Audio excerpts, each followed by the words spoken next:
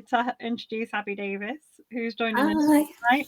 Do you want to start us off with an introduction to yourself and your book? Yeah, so I did a chat with you last year talking about Mother Loves Me, which was my first psychological thriller, and The Cult is my second psychological thriller. And it's probably just as dark, maybe slightly more disturbing, I don't know. But basically, it follows three main narratives. It's about Love, who grows up in a cult and gradually gets brainwashed by the charismatic leader. And it follows her progression as she grows up in that cult. And then it also follows the disappearance of a woman's children, Hannah and Greg. And we see through Lily's eyes how horrific it is and how she will do anything she can to try and get her children back. And then it's also written from the point of view of D.I. Otterline, who is investigating the disappearance of the children and has some issues of her own to deal with along the way.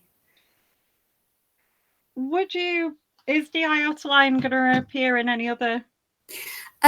Well, you know, my dad keeps telling me that I need to write a series with D.I. Otterline. And then quite a lot of people who've read the book so far on NetGalley and Instagram have said that they really liked D.I. Otterline and they want more books with her in, which has been so encouraging and exciting. So it's definitely kind of ticking along, that idea is ticking along in the back of my mind. But I'm not completely set on it yet. I think your dad's got a good point. Yeah.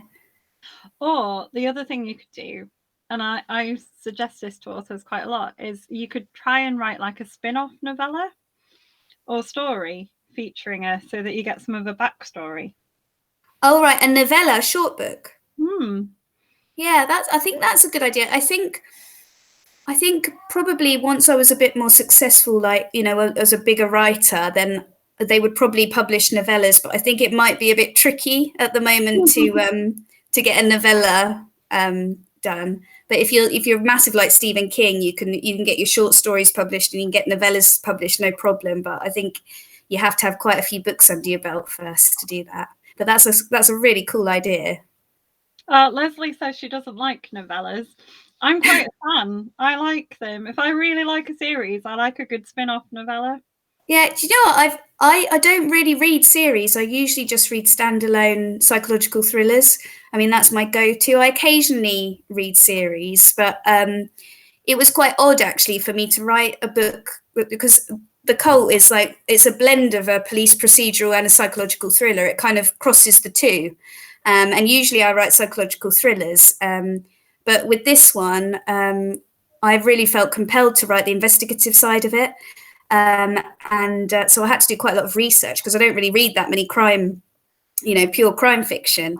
But it was really enjoyable researching it. And yeah, I enjoyed that side of it, but it definitely wasn't my comfort zone. My comfort zone is more psychological thriller. So you wouldn't be tempted to go and write a more police procedural one then? I just feel like I just love the psychological aspect so much that I feel like if I did another D.I. Otterline, it probably would still be a blend of psychological thriller and crime and, you know, investigative and detective procedural. I don't think I could actually write a pure crime because I like to really, really get. I know crimes do get inside the characters' heads, but a lot more of the story is dedicated to the investigation. And I think with this book, I've got a bit of the point of view of the children at the beginning before they disappear. And then I've got it written from the point of the view of the mother. And that allows me to get a bit more psychological sort of insight into them rather than just focusing on the detective. Yeah, Leslie is voting for that. She says she prefers police fusions rather than straight procedurals. Yeah.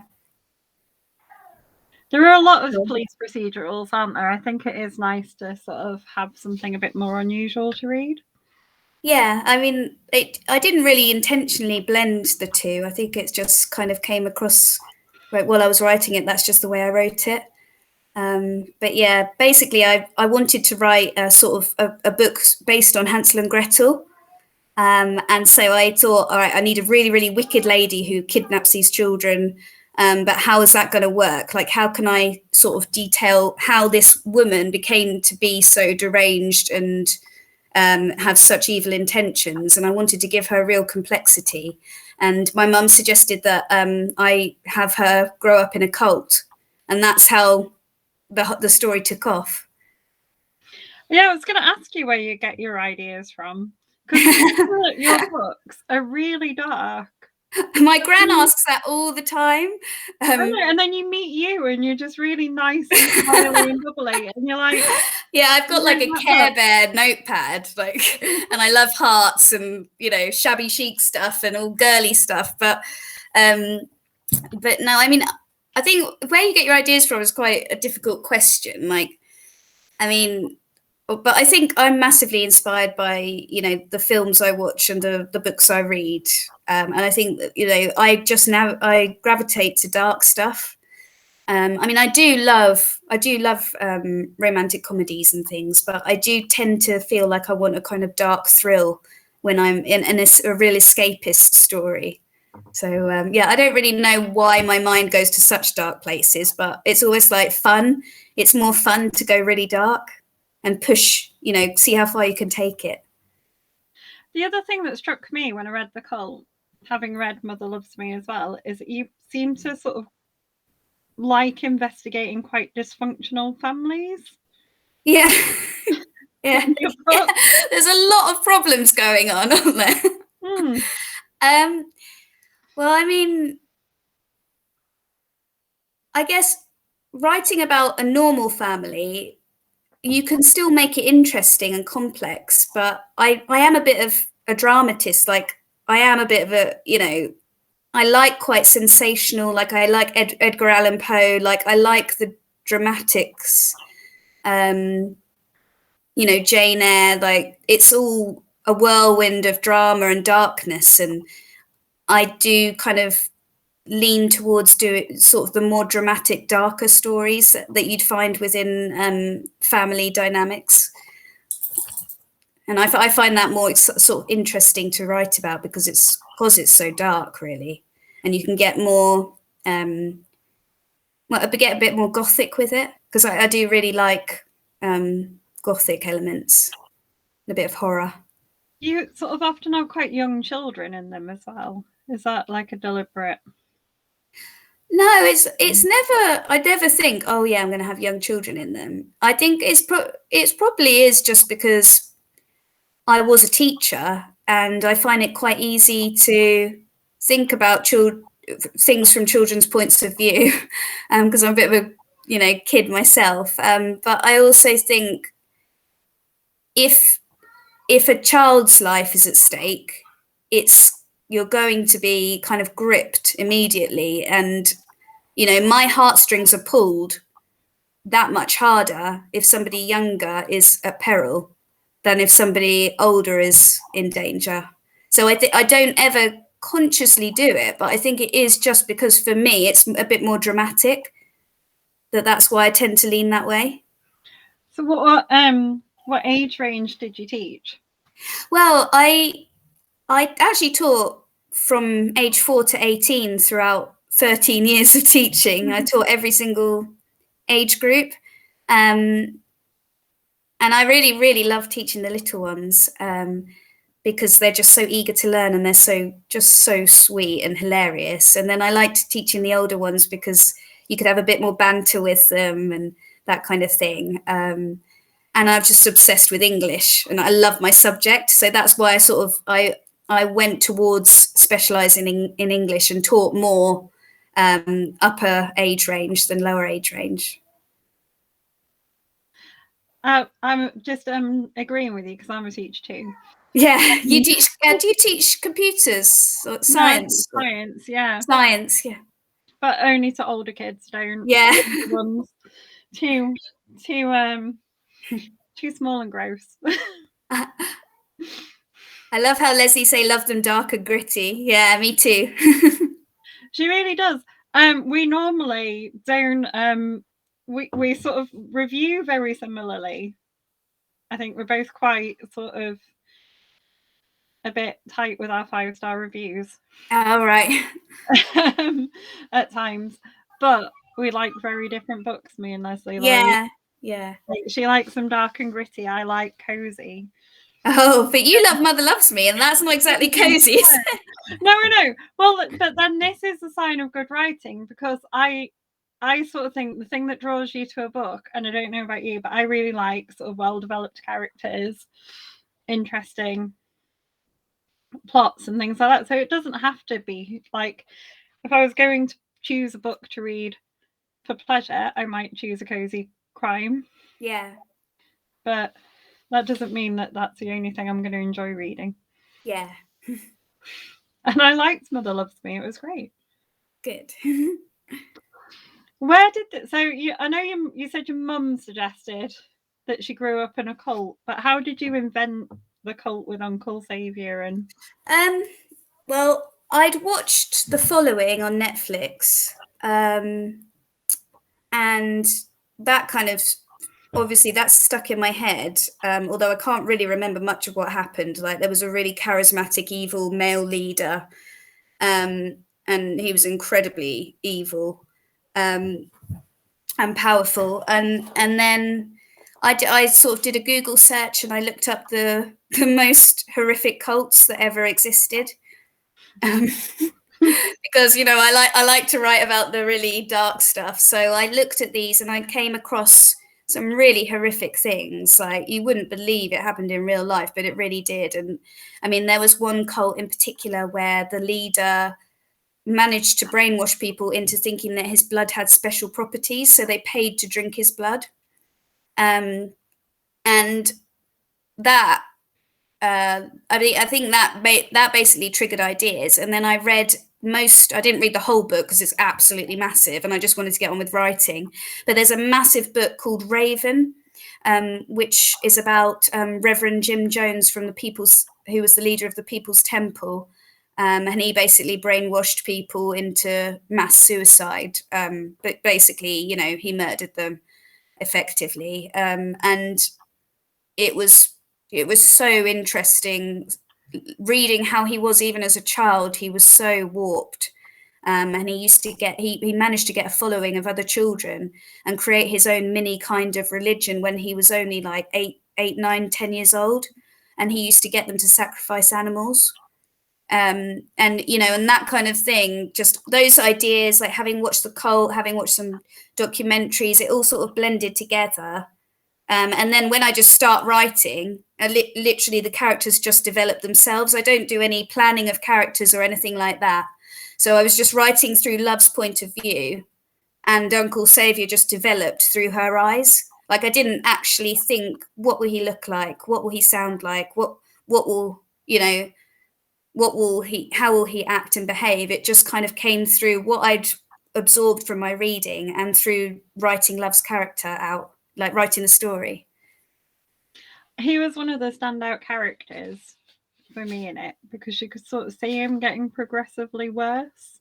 Yeah, I mean, I found her really fun and interesting to write, and I found her so easier to write than the others. So, yeah, I struggled with Love a bit more, I'm going to be honest. I liked to. Do you mean Lily? No, I thought Uncle Xavier was one of the really interesting ones, because you just watch him get worse, don't you? Sort of progressively. Yeah. And then I really like the detective. She was good. Did you not feel you watched Love getting worse? But I don't think Love ever started out well. Yeah. If you know. Well, I mean, at the beginning, at least she's not killing humans. No, that's true. But and they do often start with harming animals, don't they? Exactly, yeah. And she's only 6 when the book starts, so hopefully you saw some kind of progression there. No, she does. You do get that. But the kids that go missing, though, they were great. I love that whole bit where they're sort of trooping off to go. Oh, did you? Yeah. And do you know that's based on real story? Is it? Of me. Of you? Yeah. When I was 7, my friend Abby told me that she had a fairy at her house that only came out at midnight. And she told me I had to stay up till midnight and then go to her house. So I did exactly that. I left the house in the middle of the night in my dressing gown and slippers and started walking to my friend's house to see the fairy. Oh no. How far did you get before you were found? I got about halfway up the hill, so not that far from home. And then I was just terrified, and I knew what I was doing was really naughty. I didn't understand how dangerous it was, but I knew Mum and Dad would be cross, so I just sprinted home and told them what I'd done. Oh wow, I love it. That just makes it even more interesting. Someone has asked here, I'm going to try and work out who the person is, so excuse me if I look at my phone. They said that you've mentioned you like dark stuff in your books. They think that as people read this, they'll find the journey will be interesting, and as a result they think readers' imaginations can kick in. I think this is Andrew. Are your books available at the library and on audio? Oh, that's nice. That's really sweet. Yeah. Yeah, I think it's definitely going to be available at Bath Library. But if you live in Nottingham, that's not really much use. But it's definitely available on audiobook as well, so you can get it on audio, and it's already doing pretty well on there, so that's brilliant. So yeah, buy it. Do you get to, when they're on audio, do you get to choose the person who reads them? Actually, with Mother Loves Me, no. They showed me her voice and they asked me, but I knew I didn't really have a choice. But she sounded brilliant, so I was like, yeah. But then this time they gave me 2 women to listen to, so I had a choice, which was brilliant. I loved the fact that I had a choice. And I chose the one that was a bit less expressive because the other woman was great, but she was very, very emotionally expressive. And for me, when I'm listening to an audiobook, I like to sort of put my emphasis on, I imagine the characters' voices and expression. And if somebody's injecting too much emotion into that, it's kind of, it stands out to me. I don't know about you, but it jerks me out the story. I'm too fidgety. I can't listen to audiobooks. I hardly ever listen to audiobook. The only audiobooks I've ever listened to are Carrie by Stephen King and The Help by Catherine Stockett, both of which I absolutely loved in audiobook. And maybe I should give them more of a shot, but I just love the feel and the smell of a physical book, and I love the covers and everything. So no, I never read on Kindle ever. Fair enough. Did you get any? I do read on Kindle, but sometimes because not out of choice, if you know what I mean. Yeah. Sometimes it's practicality. Yeah. Sometimes people who we interview tend to be only available on Kindle, or you get an advanced copy because the interview's really close or something like that. So I do have a Kindle, but if I'm buying, it can come in handy definitely on holidays. No, I'm really bad. I take a Kindle with me on holiday and then take loads of books in case the Kindle runs out of battery. Really? Oh, no, I was gutted when I went on holiday. I had to leave one of my books behind because I couldn't fit it in the suitcase, and I hate doing that. If I've enjoyed a book and I want to keep it on my bookshelf and display it, I hate that. So yeah, I didn't like doing that at all. Leslie says she likes audiobooks. The narrators can be a saviour when the pace is slow. Oh yeah, that's a good point. Yeah. Did you get a say in the cover this time with the cult? No, again, they asked me if I liked it, but it's kind of a little bit of a rhetorical question, I feel. They've hours into designing it and everything. If there was anything I really, really wasn't keen on, I'm pretty sure they'd listen to me. But I was actually blown away by the cover. I loved the stark contrast of the colours. Like when you see it on the bookshelf, and online.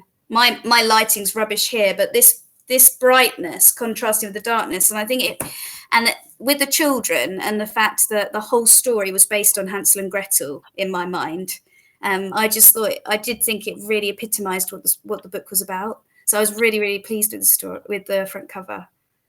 See, I like the cover. I think it's great, and it's Yeah. very different to a normal crime cover. But I wanted the kids to be dressed right. Pardon? The kids on the cover aren't dressed how they're described in the book. And I think I I looked know. at the cover after I'd read the description that's really clear that they're wearing this outfit. I know. You should have been in a frog onesie. Yeah. I know.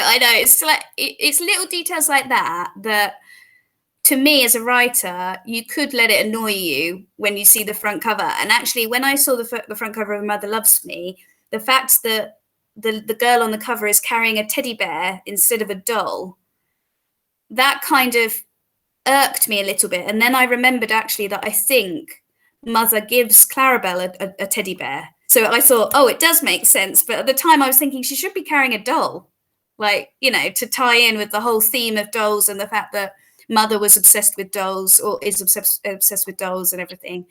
But yeah, no, I didn't fixate on the fact that they weren't dressed right, because I actually thought if he was dressed in a frog onesie, it might be slightly too humorous as well. Yeah, on the front cover. That's true. And it might confuse the message, you know. Someone's asked here, is during your years of rejection, have you considered self-publishing? During your years of rejection, I love that. I don't know who that was.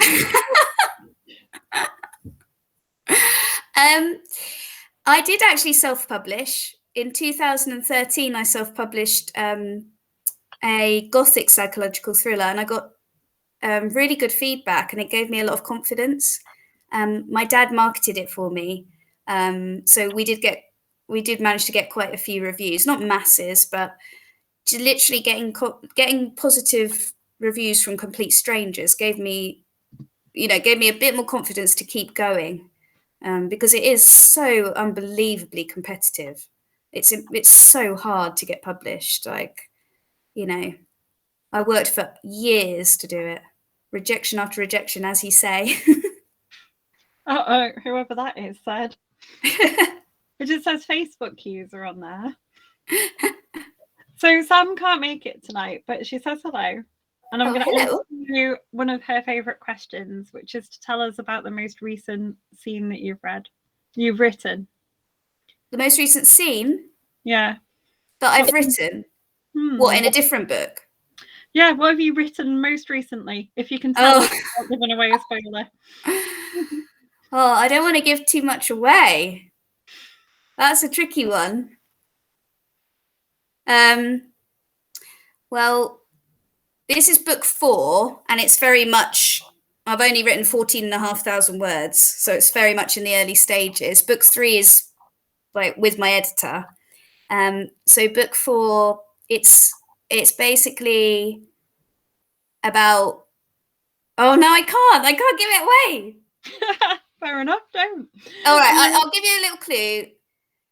There's a man with psychosis and extreme delusions involved, and a victim, and Christmas is involved as well. That's all I'm going to say. Leslie said your dad is very supportive. Oh yeah, he's He's like my #1 fan. He's brilliant, though. I think that is how we discovered you and got you on the first time, because your dad. Yeah, I mean, oh yeah, he's set up an Instagram account, and he does little giveaways for me, and he did a little interview with me which he posted on Instagram, and ever since I was 18, I've been writing novels, and he's read every single one I've written and given me feedback, and always encouraged me and helped, given me some really tough love, like really, but some very constructive criticism as well. Like I don't think I'd have got there. I'd have got here, definitely not this quickly, if I hadn't had him editing, reading, and giving me feedback on every book I'd written. Because like even the first one I wrote, which was 95,000 words and had 13 main characters. Which is a bit ridiculous. Like, unless you're Stephen King, you can't really it's hard to pull off 13 main characters. I mean, I don't think anyone could pull off 13 main characters, to be honest. Like, that's ridiculous. But he read all of that. He just encouraged me, and that was my first book when I was 18, and I got some positive feedback from agents, and that combined with my dad, like little bits of positivity here and there, just kept me going. Yeah, he's amazing. Yeah, he sounds like a star. Yeah, I appreciate it. I started a book club with my dad. Pardon? I said I started a book club with my dad. Yeah, amazing. That's the best. Andrew says, how long did it take you to write Mother Loves Me? 3 months. 3 months from beginning to publication date. Oh, from beginning to publication, probably. Well, if you mean like as in the amount of time I spent on it, probably about 5 months worth of work. But I got a couple of pages of notes from my agent, which I worked on, and then I got a couple of pages of notes from my editor, which I worked on, and then it got published. But with Mother Loves Me, there wasn't actually a massive amount of change. It was more the ending that needed work. But with the cult, it was a bit harder. It was quite a complex one compared to Mother Loves Me, and something that my editor did say was that there were too many characters, so I cut down the amount of characters, and I think a few people are still finding that there are quite a lot of characters, but lots and lots of people are managing to cope with the amount of characters. I don't know how you found it, character-wise. I didn't mind the amount of characters. Yeah, I thought that worked quite well because you got the story from different angles, which is it's quite subjective. I think that the amount of characters you have in a book. But yeah, I definitely found Mother Loves Me easier to write. Well, I suppose Mother Loves Me is just mostly one person's point of view, isn't it? Yeah. Which is a hell of a lot easier to write, I think, because you only have to stay in one person's point of view. You don't have to think in a different way at all for the whole book. So what made you decide to write the other one from the different points of view? There's not really a conscious decision when I'm writing. It's literally I start writing and that's what happens. Like, it doesn't really, I just feel like, oh, it'll be good to write detective now. Like, this will be a good change. Like, and I don't really think too much about it. I just kind of go with it and I make it work, basically. Try to anyway. No, I think it did work. There were some like interesting bits. The whole there's a gang in it, isn't there, for a little bit that you sort of see. Yeah, the guys who are fighting. Yeah, and the children witness it. Yeah, I thought that was quite well done. Oh, you liked that? It's funny you say that because I could really, really visualize that when I wrote it from Hannah's point of view. Like, sometimes when I'm writing, there are certain scenes where I can literally smell everything, see every bit of light and dark, like in my head when I'm writing it. And I think when I feel really in the scene, like I'm having a dream almost, I think they're probably the best scenes that I write. The ones that come across the most vivid. So you're saying you sort of decide all the points of view as you write. How much of it do you plan before you start writing, or is it just an idea and then you go? I don't plan anything, which is probably why there are too many characters and the ending.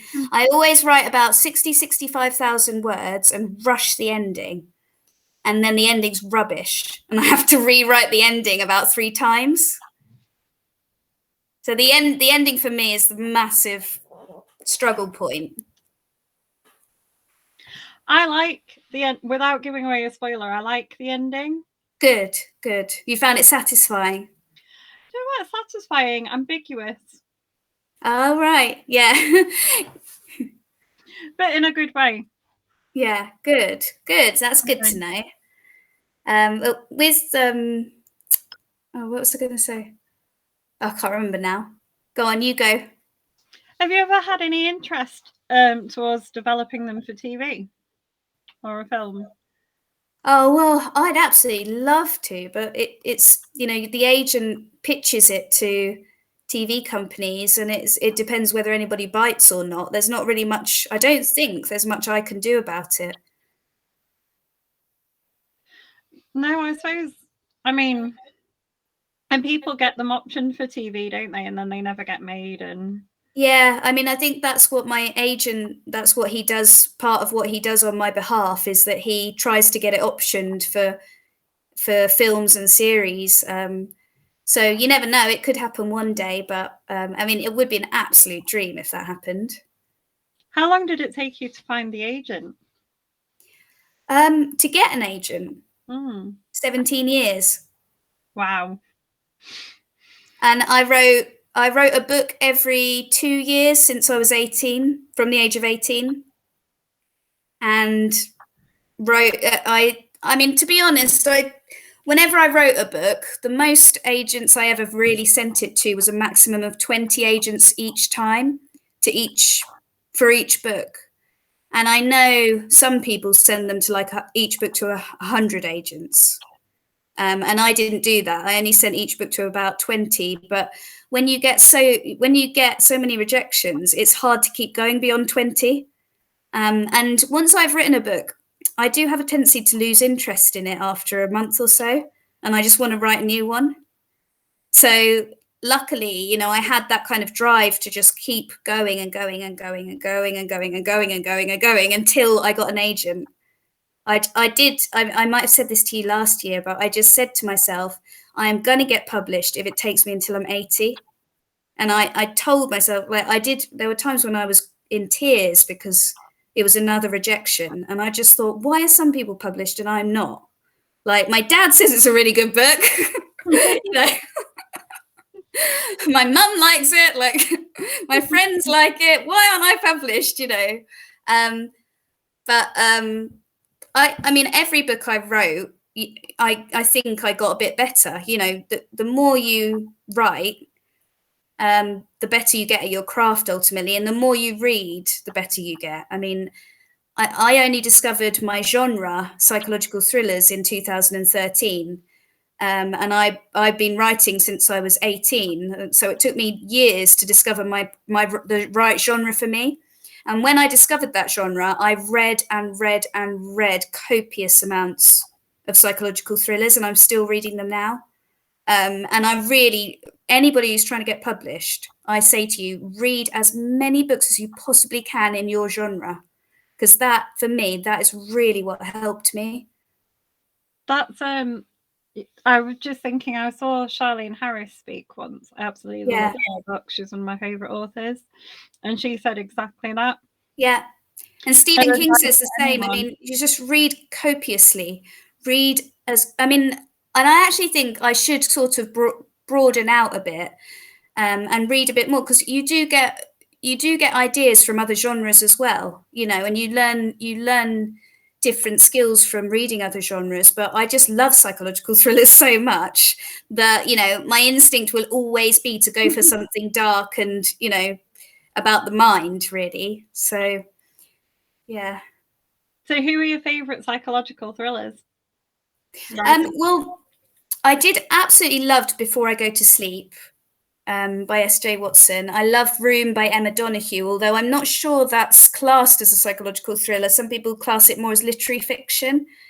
Recently, I've absolutely loved Watch Her Fall by Erin Kelly. And I loved, I really enjoyed Pine. You loved Pine, didn't you? Oh, Pine was my book of the year last year. I loved The Memory Wood. My Lovely Wife. That is absolutely brilliant. I've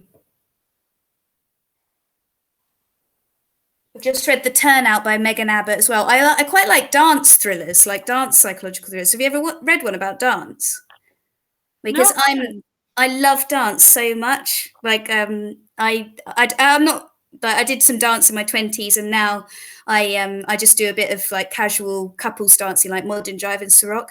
But because I love dance and it blends, so I've been looking for any psychological thrillers about revolving around dance that I can, and I found another one called Point, which I think is a YA thriller.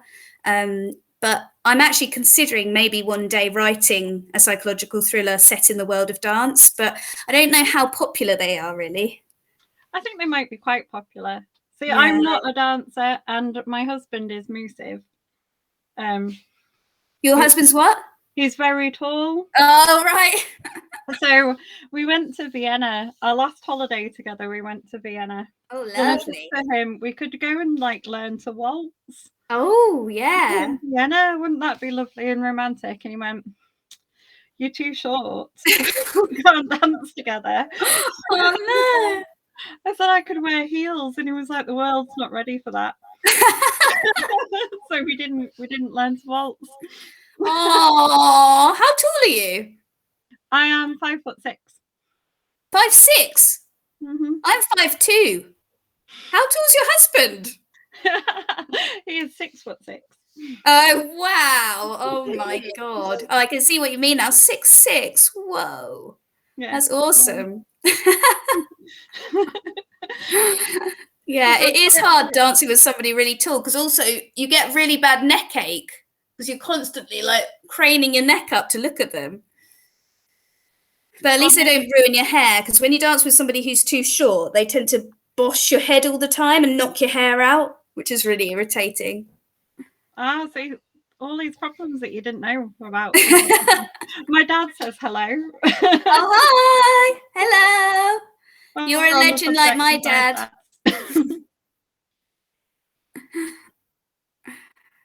So what's the research like for, can you tell us anything about book 3, or do you not want to give that away either? Oh, well, book 3 is it's more similar to Mother Loves Me. It's written from one point of view, from a 17-year-old's point of view, and it's got quite a claustrophobic feel again, and it's got some twists that I am so proud of, and I really hope nobody guesses. Like, maybe I don't mind if they guess one of the twists, but it's got a couple of other big twists that I don't want anyone to guess. But I'm really, really excited about it. Are you ever worried that having a young protagonist would classify the book as like a YA? I'm not really, because when reading Room by Emma Donoghue, which is written from the point of view of like a 5-year-old, and I just loved how original that was. And that's actually partly what inspired me to write Mother Loves Me from a 13-year-old's point of view, was because the originality of it being written from a younger voice. I don't think, because the darkness inherent in the book, like the themes are so sort of adult, that I think it's obviously an adult book. You know, that's what sort of sits it in that category. But yeah, no, I think it just adds a little bit of a point of difference. I mean, it's done a lot more now. Psychological thrillers do tend to be, or thrillers in general do tend to be written a bit more from younger points of view. But have you read The Flight of the Fireflies? Or The Fire of the Fireflies? That's written from a 10-year-old boy's point of view, and that really inspired me as well. But I love that. I love writing from younger, because I'm just such a child. Well, I mean, I'm sat here. Oh yeah, The Lovely Bones. That's such a good point. I've read that as well. Yeah, that will have stuck in my head as well. And that's such a moving book, isn't it?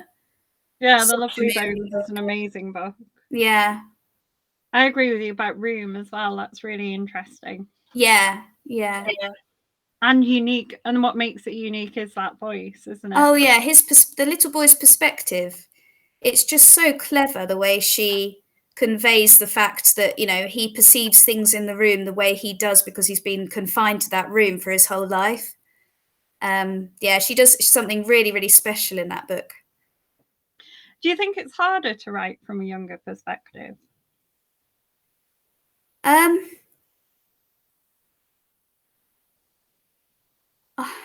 think the only thing I found quite difficult about writing from a 17-year-old's perspective was that I don't really know the current speak, like the lingo, you know, or the idioms or colloquialisms that kids these days tend to use. Like, but because my 17-year-old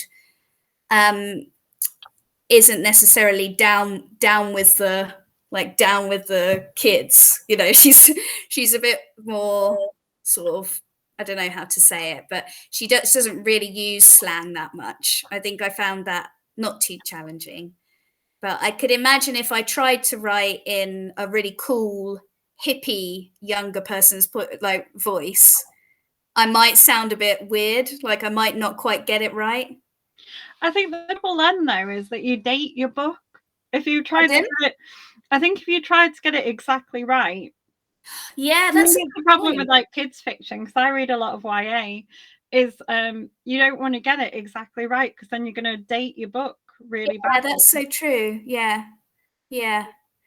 Unless it's like set in the 70s and you're well beyond that, like we are now, and you can appreciate that it's set in that time period, then you can get away with it. But yeah, I guess if it's too recent, people will feel, oh, that's not reflective of, you know, I guess it depends how recent it is. And I think sometimes it can put people off. So I read a book called The Hate You Give. It's brilliant. Oh, I really need to read that. It's so good, but I nearly gave up on it and oh, was it because it was so slangy and it's just written in slang like all the way through by the person, and it's believable because that is how the character would talk. Yeah, but it's so hard to understand until you get in the rhythm of it. Yeah. That I think I was about 2 and I was like, I can't read this. Yeah. You have to kind of give yourself over to the voice, and yeah, I wonder if I'll be able to enjoy it then, because it's like almost a barrier. It can be a barrier to getting immersed in the story, and I have very little patience when I'm reading a book.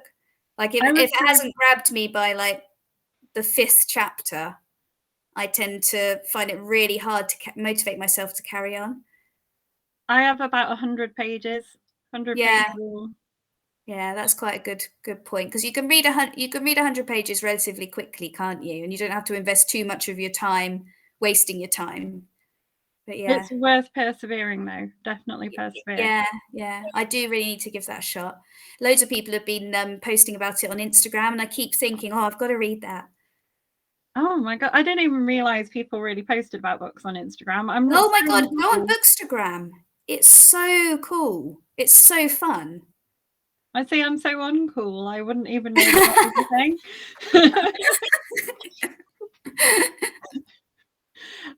thing. Leslie says teenagers have their own language. They do. Luckily, I only teach really nerdy teenagers, so they don't really have the whole slang random language, so it's fine. Andrew wants to know what YA is. It's young adult. It just means young adult. It's like teenage fiction. Yeah, it's generally aimed at like 12 to 17-year-olds. Yeah. Would you ever be tempted to write outside of the psychological thriller genre? I'd be tempted to write pure thriller. I know I'm almost 100% sure I could never write comedy because I've tried and it's just rubbish. Like my dad even tells me I can't write comedy. So I don't think I would ever do that. But yeah, I think perhaps YA thriller or mainstream thriller I might do one day, but I do just love psychology so much. Like I just spent a ridiculous amount of money on this massive psychology book. Let me just get it. Oh, where is it? It's under.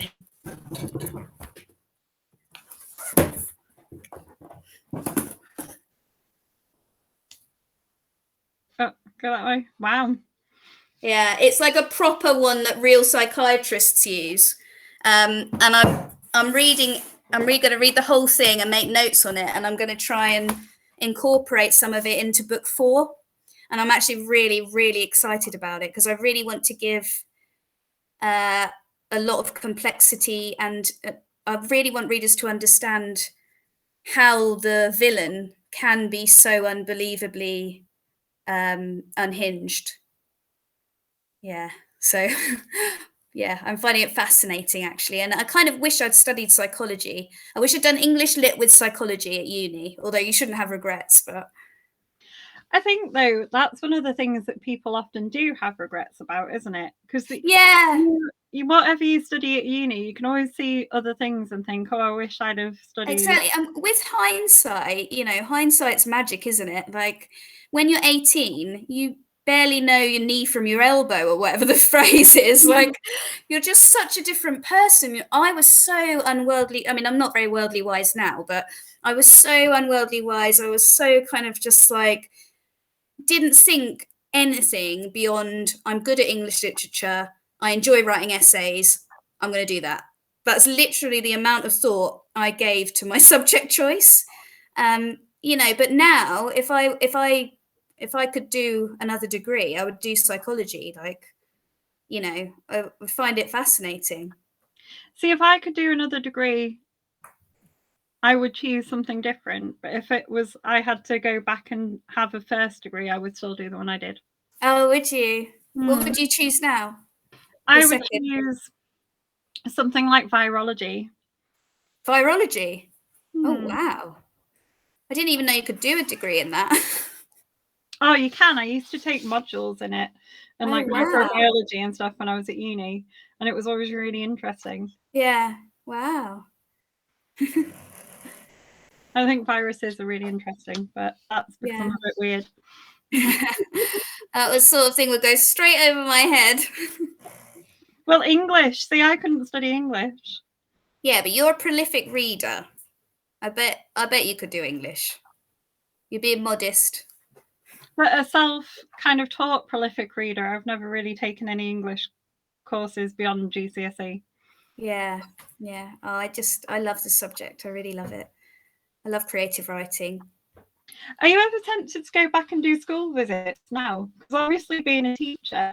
Well, actually, it's ironic that you asked that because tomorrow I'm going to Warminster School to do an interview, like a radio interview, because they have like a station and everything. So that will be cool. And then I might be going to one of my old schools in Salisbury at some point as well. But I think because COVID restrictions are still in place at some schools and it's still a pretty big problem, I'm not really contacting schools beyond ones I've worked at. But yeah, it would be good to do that. But because my books are so dark, it's only really GCSE students and above that it relates to. Because I think it's a bit cruel to subject younger ones parents, the nightmares that it could instill. But I suppose if you're just talking about the craft of writing, then like creating a character and things like that, you don't necessarily have to have read. Yeah. No, I mean, I think I would enjoy doing that, but at the moment, as well as writing, I'm looking after my 3-year-old daughter, and I'm working as an editor for Jericho Writers. So I don't really have much free time during the day at all, because I get these manuscripts of like 100,000 words, and I have to read the manuscript and then write a 4,000 word report on it, and I love it. It's like writing an essay. I just get to break down somebody's manuscript and then give them structural advice. And it's actually really, really satisfying. And it's good because in the publishing world, I write a book and then I have to wait a whole year. And then I write another one and I still have to wait. So doing the manuscripts, I earn a little bit of extra money and it keeps me busy. So, but yeah, school visits is definitely a cool idea. I suppose the problem with school visits and things is that schools don't generally have a lot of money to fund. Oh yeah, they won't. I don't think they would pay you. I don't think they would pay you unless you were a really big star, and I'm just small time. think you're that small time. I'm just a peasant. Published by a proper publisher, and well, this is only my second book, so I'm still building a name for myself. So maybe one day, they might pay me, but schools are just their budgets are so tight, and from working at school, and you from working at a school, we both know how they're just stretched their limit, aren't they? But yeah, they are. It's one of the few. There's that joke, isn't there, that goes around that teaching is one of the few jobs where you actually bring in resources from home. Yeah, yeah. My husband's a primary school teacher now, and I'm always discovering that he's ordered resources on Amazon and paid for them with his own money. And I'm like, Tommy, stop it! You should be getting the school to pay for that. But of course, there's such a limited budget that he has to do it. And also, if you put an order through, that you then have to wait. So if you need those resources really quickly, it's just so much easier and simpler to just order it yourself. Yeah, I 100% abuse my Amazon Prime sometimes for work, because Amazon Prime rocks things. Yeah, I need it, and if I order it on Amazon, I'm going to get it tomorrow. Yeah. But if I order it through school, it's going to take about 3 weeks. Yeah, exactly. Yeah. So yeah, I'm with him on that. My Amazon has got some weird recommendations on it. Things I've ordered. Andrew, I think this is Andrew again. He says, have you ever been round your publishers? Yes, I did. When I got my 2-book contract, when was it? A couple of years ago. I went and met my agent, and he and I together went to HarperCollins. It was so cool. It was just and I was all starstruck, but they made me feel like I was really important, and they had snacks out and stuff. And I met my publicist and marketer, and it was really, really cool, and my editor, and it was so lovely to meet them in the flesh. It was really, really nice. I've got to admit that whoever has said this said it's their ambition to do so. I would love to go around a publishing house. Yeah. It's fascinating. Like. It's really, really, really interesting, and it was just so cool seeing all the books there. And they gave me a couple of free books when I was there as well, because I was like, oh, 7 Days by Alex. Was it 7 Days? 7 Days by Alex Lake. I really want to read that. And my editor just leaned over and pulled it off the shelf and gave it to me. Wow. And I was like, freebie, yay! See, I'm 100%. I'm 100% with this. I love this idea. If anyone's watching who has a publishing house, invite me. Please invite me to come and have a look around. Leslie was asking about book 3. Now, book 3's with my editor, but it's pending a review of sales on the Cult. So I'm very, very nervous, hoping that it does well. It's doing pretty well so far. It's got into Asda, and it started selling pretty well in there. It's not in Tesco, but it is in Asda. So hopefully Asda will sell a lot. It's in Waterstones, it's in other ones, and then obviously on Amazon. And it's got a Kindle monthly deal this month. So it's 99p for the whole month. And then on the 28th of November, it's got a BookBub promotion, which means that tons of people get emailed about the 99p deal. So hopefully at the end of November, we'll see a massive spike in ebook sales. Fingers crossed. But I had a really, really positive, uplifting email from my editor today, and it sounded really good. But obviously for me, not having another contract yet, for sure, is blinking scary, because I've worked so many years to make this happen. So it's very nerve-wracking, but I think it's every author faces this in the beginning of their career. You're never it was quite good as a first book to get offered a 2-book deal, apparently. I didn't have a clue, and then my advance was pretty good for a 2-book deal, and I didn't have a clue about that either. I was just relieved I had a deal. But I think that's open to sort of authors who are kind of got quite a few books under their belt, and they sort of worry about getting like the representation in the bookstores and things. So I think there's always changing things as you go through. Yeah, yeah. I think I just have to find ways to manage the stress, to be honest, because it is quite a stressful period for me at the moment. And it not helped by the fact that I don't know if you can see it. Can you see this scar Oh on yeah. my hand? I Yeah. basically smashed my hand through a window the other day and ruptured 3 tendons. Oh no. But luckily, not on purpose. luckily, luckily it was my left hand, and I make notes with my right hand, so that was okay. But yeah, it's been a little bit of a weird period the last couple of months. So make sure you drop the link to the 99p ebook. Oh Or you yeah, I can will. do it with my permission in the group so that Oh, thank you. we get a few more downloads. Yeah. But Uh, it's getting some amazing reviews on Amazon. So I'm absolutely chuffed with that, chuffed to bits. And I've had a blog tour on Instagram. You know, I told you about Bookstagram. 59 people did the blog tour. Like, I think almost 100 people wanted to be on the blog tour, but HarperCollins said 59 people maximum.